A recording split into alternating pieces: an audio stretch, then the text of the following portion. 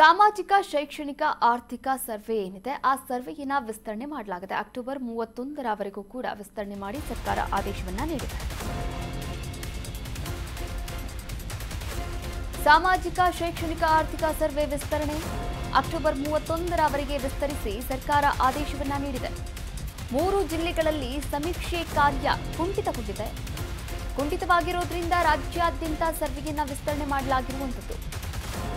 GBA ವ್ಯಾಪ್ತಿಯ 5 ಪಾಲಿಕೆಯಲ್ಲೂ ಕೂಡ ವಿಸ್ತರಣೆಯನ್ನು ಮಾಡಲಾಗಿದೆ. ಅಕ್ಟೋಬರ್ 21ರಿಂದ 23ರವರೆಗೆ ಹಬ್ಬದ ಪ್ರಯುಕ್ತ ಸರ್ವೆ ಇರಲ್ಲ. ಹೀಗಾಗಿ ಸೆಪ್ಟೆಂಬರ್ 22ರಿಂದ ಆರಂಭವಾಗಿದ್ದಂತಹ ಜಾತಿ ಗಣತಿಯನ್ನ ಅಕ್ಟೋಬರ್ 31ರವರೆಗೂ ಕೂಡ ವಿಸ್ತರಣೆಯನ್ನು ಮಾಡಲಾಗಿರುವಂಥದ್ದು. ಸಾಮಾಜಿಕ ಶೈಕ್ಷಣಿಕ ಆರ್ಥಿಕ ಸರ್ವೆ ಕಾಂಗ್ರೆಸ್ ಸರ್ಕಾರದಿಂದ ನಡೆಸಲಾಗ್ತಾ ಇದೆ. ಈ ಒಂದು ಸರ್ವೆ ಏನಿದೆ ಕುಂಠಿತಗೊಳ್ತಾ ಇದೆ. ಅದರಲ್ಲೂ ಕೂಡ 3 ಜಿಲ್ಲೆಗಳಲ್ಲಿ ಈ ಸಮೀಕ್ಷೆ ಕಾರ್ಯ ತೀವ್ರ ಕುಂಠಿತಗೊಂಡಿರುವಂಥದ್ದು. ಇನ್ನೂ ಕೂಡ ಅರ್ಧ ಭಾಗದಷ್ಟು ಕೂಡ ಕಂಪ್ಲೀಟ್ ಆಗಿಲ್ಲ. ಇನ್ನು ರಾಜ್ಯಾದ್ಯಂತ ನಾವು ನೋಡ್ಕೊಳ್ತಾ ಹೋಗೋದಾದ್ರೆ ಒಂದು 80 to 85% ವರೆಗೂ ಕೂಡ ಆಗಿರುವಂಥದ್ದು.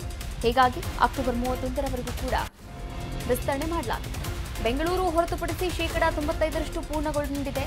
ಬಹುತೇಕ ಜಿಲ್ಲೆಗಳಲ್ಲಿ ಸಮೀಕ್ಷೆ ಪೂರ್ಣಗೊಂಡಿದೆ.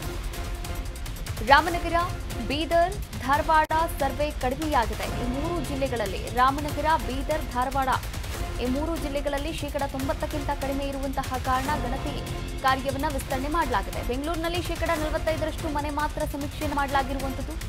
ಅಕ್ಟೋಬರ್ 31ರವರೆಗೆ ಕಡ್ಡಾಯವಾಗಿ ಸರ್ವೆಯನ್ನು ಮುಗಿಸಬೇಕು ಎನ್ನುವಂತಹ ಗುರಿಯನ್ನ ಕೊಟ್ಟಿದ್ದಾರೆ. ಅಧಿಕಾರಿಗಳಿಗೆ ಸೂಚನೆಯನ್ನ ಕೂಡ ನೀಡಿದ್ದಾರೆ ಸಿಎಂ ಸಿದ್ದರಾಮಯ್ಯ. ನೋಡಿ, ಬಹುತೇಕ ಜಿಲ್ಲೆಗಳಲ್ಲಿ ಸಮೀಕ್ಷೆ ಪೂರ್ಣಗೊಂಡಿದೆ ಎನ್ನುವಂತಹ ಮಾಹಿತಿಗಳು ಕೂಡ ಲಭ್ಯವಾಗ್ತಾ ಇರುವಂಥದ್ದು. ಅದರ ಜೊತೆಗೆ ರಾಮನಗರ, ಬೀದರ್ ಮತ್ತು ಧಾರವಾಡದಲ್ಲಿ ಸರ್ವೆ ತೀವ್ರ ಕುಂಠಿತಗೊಂಡಿರುವಂಥದ್ದು. 90%ಕ್ಕಿಂತ ಕಡಿಮೆ ಇದೆ. 90% ಸಮೀಕ್ಷೆ ಕೂಡ ಆಗಿಲ್ಲ. ಹೀಗಾಗಿ ಅಕ್ಟೋಬರ್ 31ರವರೆಗೂ ಕೂಡ ವಿಸ್ತರಣೆಯನ್ನು ಮಾಡಲಾಗಿರುವಂಥದ್ದು. ಇನ್ನು ಬೆಂಗಳೂರು ಭಾಗದಲ್ಲಿ ನಾವು ಗಮನಿಸ್ತಾ ಹೋಗೋದಾದ್ರೆ ಬೆಂಗಳೂರಲ್ಲಿ 45% ಮನೆ ಮಾತ್ರ ಸಮೀಕ್ಷೆ ನಡೆಸಲಾಗಿರುವಂಥದ್ದು. ಹೀಗಾಗಿ ಬೆಂಗಳೂರಿನಲ್ಲೂ ಕೂಡ ಇನ್ನೂ ಹೆಚ್ಚುವರಿ ಸಮೀಕ್ಷೆ ಬಾಕಿ ಇದೆ. ಅಕ್ಟೋಬರ್ 31ರ ಒಳಗೆ ಕಡ್ಡಾಯವಾಗಿ ಸರ್ವೆಯನ್ನು ಮುಗಿಸಲೇಬೇಕು ಅಂತ ಸಂಬಂಧಪಟ್ಟ ಅಧಿಕಾರಿಗಳಿಗೆ ಸಿಎಂ ಸಿದ್ದರಾಮಯ್ಯ ಅವರು ಸೂಚನೆಯನ್ನ ಕೂಡ ನೀಡಿದ್ದಾರೆ.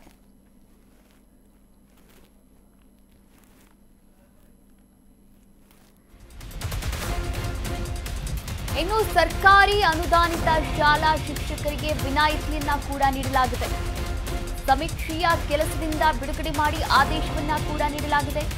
ಸರ್ಕಾರಿ ಅನುದಾನಿತ ಶಾಲಾ ಶಿಕ್ಷಕರಿಗೆ ವಿನಾಯಿತಿ ನೀಡಲಾಗಿದ್ದು, ಬೇರೆ ಇಲಾಖೆಯ ಸಿಬ್ಬಂದಿಯನ್ನ ಬಳಕೆ ಮಾಡಿಕೊಂಡು ಬಾಕಿ ಸರ್ವೆಯನ್ನ ಮುಂದುವರಿಸಿ ಅಂತ ಹೇಳಿದ್ದಾರೆ. ಶಾಲೆ ಶುರುವಾದ ಕಾರಣದಿಂದ ಶಿಕ್ಷಕರಿಗೆ ಬಿಡುವೆ ಸಿಗ್ತಾ ಇಲ್ಲ. ಒಂದು ಕಡೆ ಶಾಲೆ ಇದೆ, ಇನ್ನೊಂದು ಕಡೆ ಮಕ್ಕಳಿಗೆ ಪಾಠ ಮಾಡಬೇಕು, ಹಾಗೆ ಸರ್ವೆ ಕಾರ್ಯವನ್ನ ಕೂಡ ಮಾಡಬೇಕಾಗಿದೆ.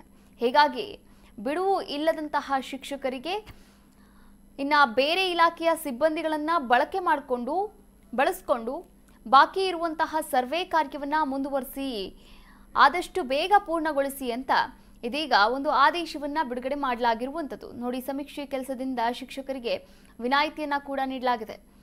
ಸರ್ಕಾರಿ ಶಾಲಾ ಶಿಕ್ಷಕರು ಹಾಗೆ ಅನುದಾನಿತ ಶಾಲೆಯ ಶಿಕ್ಷಕರು ವಿನಾಯಿತಿಯನ್ನು ಪಡ್ಕೊಳ್ತಾ ಇದ್ದಾರೆ. ಈ ಕುರಿತಂತೆ ಈಗಾಗಲೇ ಆದೇಶವನ್ನು ಕೂಡ ನೀಡಲಾಗಿರುವಂಥದ್ದು. ಅಕ್ಟೋಬರ್ 31ರವರೆಗೂ ಕೂಡ ಗಣತಿ ಕಾರ್ಯ ವಿಸ್ತರಣೆಯಾಗಿದೆ. ಈ ಗಣತಿ ಕಾರ್ಯದಲ್ಲಿ ಶಾಲೆ ಶುರುವಾದ ಕಾರಣದಿಂದ ಶಾಲಾ ಶಿಕ್ಷಕರಿಗೆ ಬಿಡುವನ್ನ ಕೂಡ ಕೊಡಲಾಗಿರುವಂಥದ್ದು.